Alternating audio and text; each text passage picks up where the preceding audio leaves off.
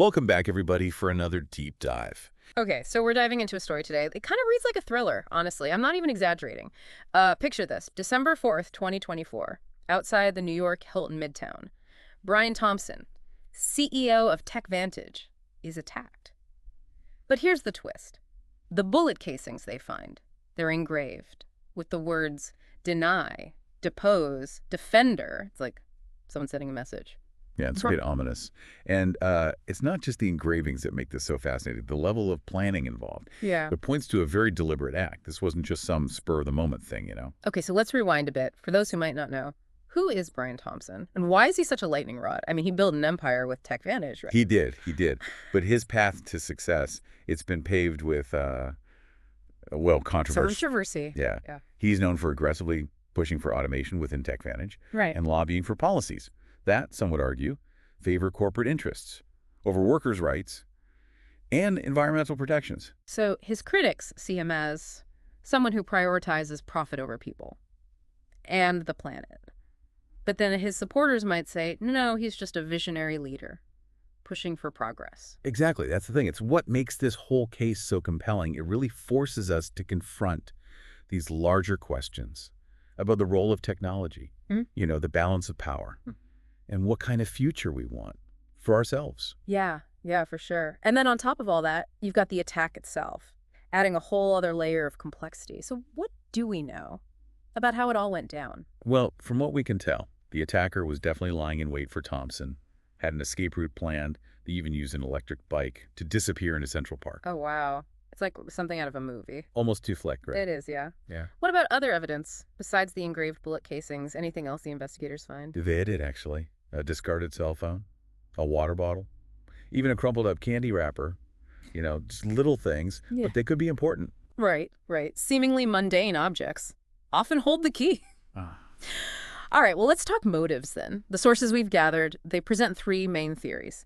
We've got disgruntled employees seeking revenge. We've got business rivals, maybe trying to eliminate the competition, or political opponents striking back at Thompson's policies. So let's start with the disgruntled employees. What's the story there? Well, TechVantage has been, in a word, a hotbed of labor unrest, mass layoffs, strikes, and even accusations of inhumane working conditions. Really? Yeah. And all of this is tied to Thompson's push for automation, which critics argue is dehumanizing the workers, stripping them of their dignity. Okay, so there's a real sense of anger, resentment even, among some of the employees. Some describe feeling like cogs in a machine, Yeah. Pressure to meet these impossible goals and constantly fearing that they'll be fired for just the smallest mistake. Wow. Yeah. And they would add in allegations of retaliation against whistleblowers. And the potential for violence becomes even more concerning. It does. That paints a pretty stark picture of a toxic work environment. But let's play devil's advocate for a second. Thompson's supporters might argue that these are just growing pains of, a rapidly evolving industry. That's true. The tech industry is constantly changing. Disruption is inevitable, but that doesn't excuse creating a culture of fear and exploitation. All right. There's a difference between pushing for innovation and treating your employees like disposable assets. Okay, good point. So we've got the disgruntled employees as a possible motive. Let's move on to the second theory. Business rivals. How plausible is it that one of Thompson's competitors would resort to something this extreme? I mean, the tech world, it's notoriously competitive. It's all about being the first, the fastest, the most innovative. So could this be a case of someone trying to take Thompson out permanently? Well, it's definitely possible. The sources do suggest that Thompson's aggressive tactics, especially in securing those government contracts and his relentless pursuit of market dominance, well, it's earned him some powerful enemies. So it's not just competition then, it's bad blood. Exactly. These rivals might see Thompson as a threat. That needs to be eliminated. Not just outmaneuvered. Well, and the fact that Thompson has been so successful at leveraging public funding for his projects, well, it adds another layer. Some of his competitors might feel that he's unfairly tilting the playing field. Yeah, that's a good point. Okay, so we've got the disgruntled employees feeling wronged by his leadership. We've got business rivals who see him as an existential threat, which brings us to that third theory, political opponents. Thompson's a pretty polarizing figure. when it comes to policy. Oh, absolutely. His Yeah. advocacy for automation Yeah. and his lobbying efforts Yeah. to weaken environmental regulations Yeah. have definitely put him in the crosshairs of labor unions and environmental groups. Yeah. So for them, this attack might be seen as a way to silence a powerful voice. That's been pushing an agenda they vehemently oppose. That's one way to interpret it. But it's also possible that the attacker sees themselves as a defender of workers' rights or the environment, take drastic action to prevent further harm. Remember those engraved bullet casings? Defender could be a clue. It's a chilling thought that someone might feel so strongly about these issues that they would resort to violence. But let's shift gears for a moment and talk about the aftermath of the attack. What kind of impact has this had on TechVantage? Well, the company's stock price, it took a nosedive immediately after the news broke, which, reflects investor anxiety about the stability and future of TechVantage. This attack really exposed the vulnerability of even the most powerful tech giants. So beyond the immediate financial hit, there's this sense that the attack has shaken the company to its core. Definitely, yeah. It's raised questions about the company's internal culture, its leadership, and its long-term viability. And the ripple effects, they extend far beyond TechVantage. Well, this incident has reignited the debate in Congress about regulating corporate power and lobbying influence, particularly in the tech sector. Some lawmakers, they see this attack as a wake-up call, a sign that things have gone too far. So they're arguing that companies like TechVantage, they've become too powerful, too influential, and that there need to be stronger safeguards in place to protect the public interest. Exactly. They're pointing to Thompson's success in securing public funding and shaping policy as evidence of this undue influence. They argue that the government has to step in and make sure that these tech giants are held accountable for their actions. That's a big question, though. How do you effectively regulate these massive tech companies without stifling innovation? It's a delicate balance, right? Oh, absolutely. No easy answer. But the attack on Thompson, it has forced this issue to the forefront of the public debate. It's no longer a theoretical discussion. It's a matter of urgency. What about the public's reaction to all of this? Have people picked the side? Are they with Thompson or against him? Public opinion is deeply divided. Some see Thompson as a victim of a system he helped create, a scapegoat for the anxieties and uncertainties of the digital age.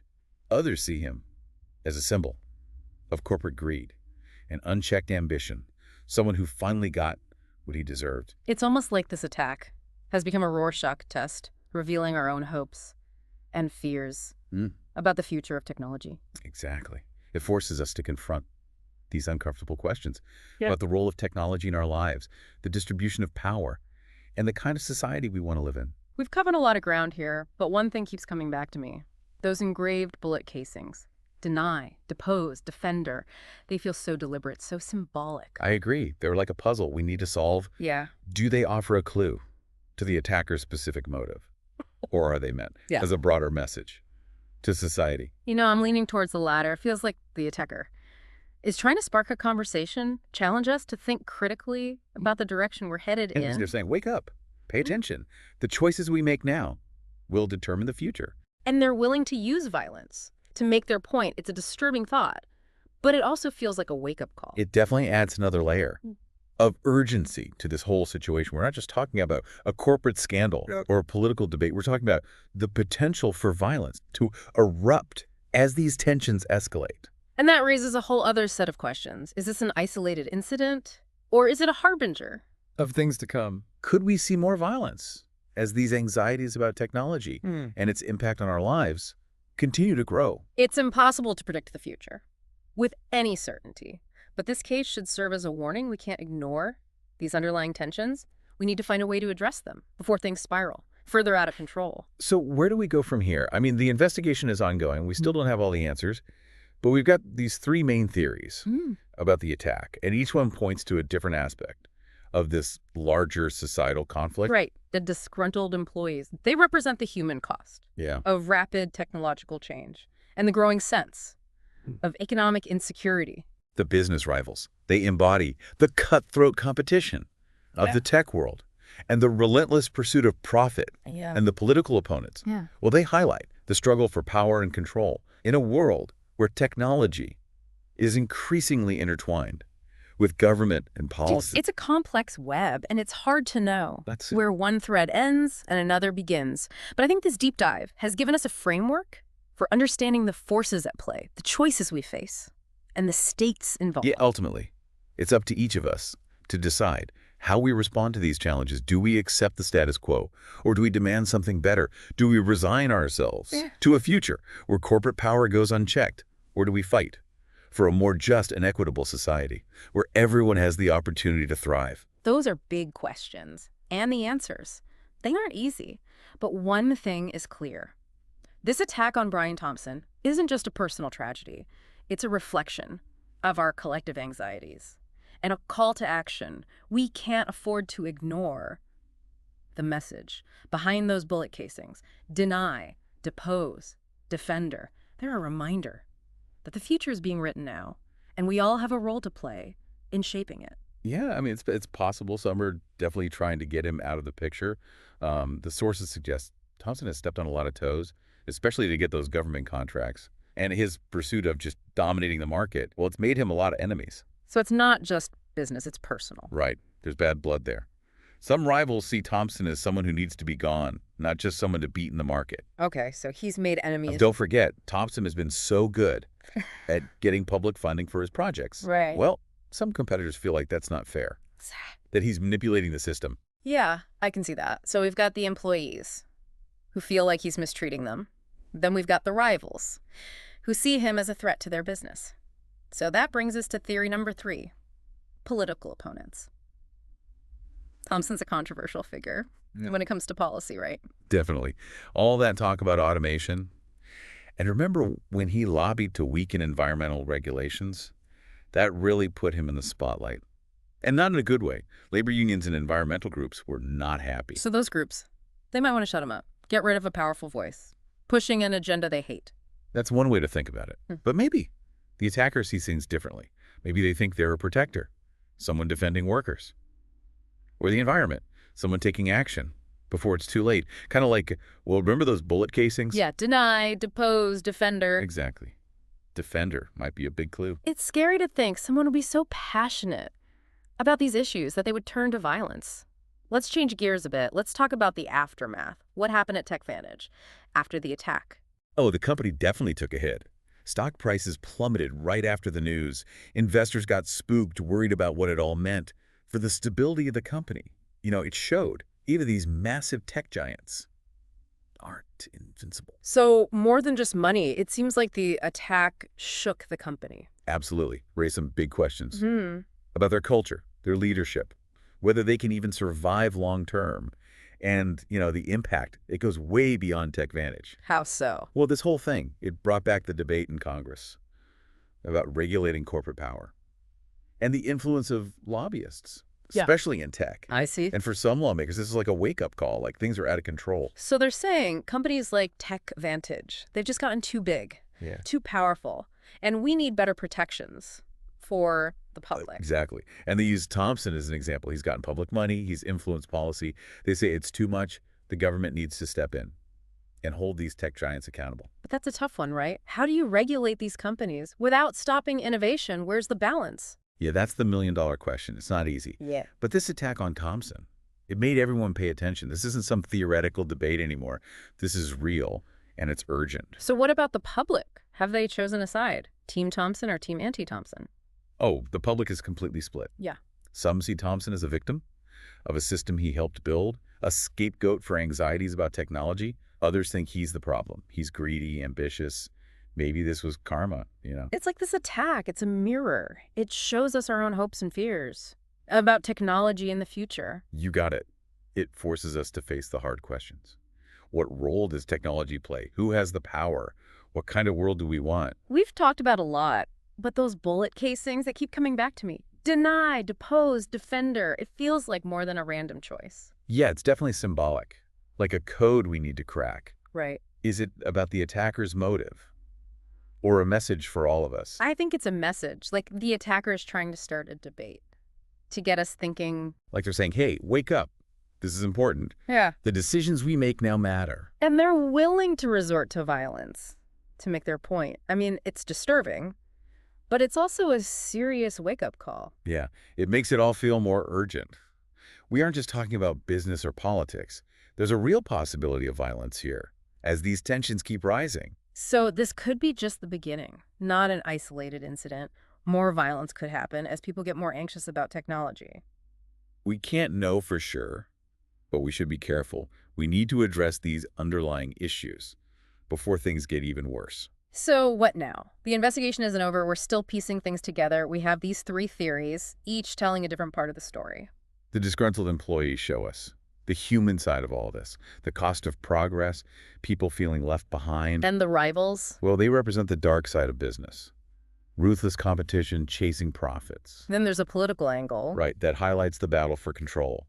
In a world where tech, government, and policy are all tangled up. It's all connected. Hard to see where one thing ends and another begins. But I think we're starting to understand what's happening here. I agree. And in the end, we each have to decide what we're going to do about it. Do we just accept things as they are? Or do we demand something better? Do we let corporate power run wild? Or do we fight for fairness?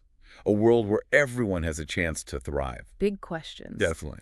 But one thing's clear. This wasn't just about Brian Thompson. This attack, it's about all of us. Our anxieties, our future, and those bullet casings. Deny, depose, defender. They're a message.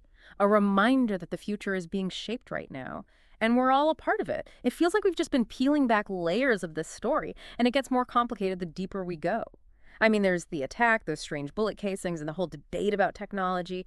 It's a lot to think about. Yeah, and it's amazing how this case has become a focal point for so many anxieties. People are worried about their jobs, the power of corporations, and the rapid pace of technology. There's this underlying sense of unease about the future. It's like we're at a crossroads. One path leads to technology being this amazing force for good, improving our lives. But the other path, well, it's kind of scary. It's a future where technology creates more inequality, destroys privacy, and gives even more power to a select few. And Brian Thompson, with his obsession with automation and getting rid of regulations, he's become the face of that scary path for a lot of people. Whether you see him as a bad guy or just a convenient target, he represents these larger forces that are shaping the world. It's interesting how those engraved bullet casings, deny, depose, defender, take on a new meaning when you think about it that way. Definitely. They could be a warning, a cry for help, or even a call to action. What stands out to you? For me, it's about accountability. Who's responsible for making sure technology helps us, not hurts us? Is it the government, corporations, or do we as individuals have a responsibility to demand better? You know, everything we've looked at suggests that our current systems, the way we govern and hold people accountable, they're just not equipped to deal with how fast technology is changing. And that gap, it creates a breeding ground for fear, resentment, and even violence. So this attack on Thompson, it's a wake-up call.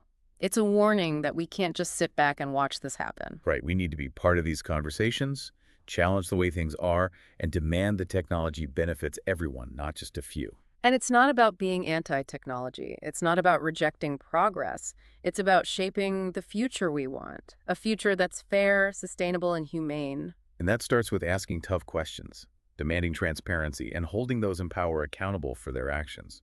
This investigation may not have all the answers, but it's helped us understand the challenges we face and the choices we need to make. This investigation might be ongoing, but we need to stay engaged, stay informed, and keep working towards the future we want. The truth about Brian Thompson, his attacker, and those bullet casings, well, we might not have all the pieces yet. But the big questions they raise, those are questions we can't ignore. And even though we're wrapping up this deep dive, the conversation doesn't have to end. What will you do with what you've learned? What role will you play in shaping how technology impacts our world? The answers to those questions, those are up to each and every one of us. The future's still being written, and we all have a hand in creating the story. So, for our listeners out there, thank you for joining us on this journey to the top of the world. It's a story that's still being written, and we encourage you to stay informed, stay engaged, and stay curious. Because what happens in the Arctic affects us all. Very well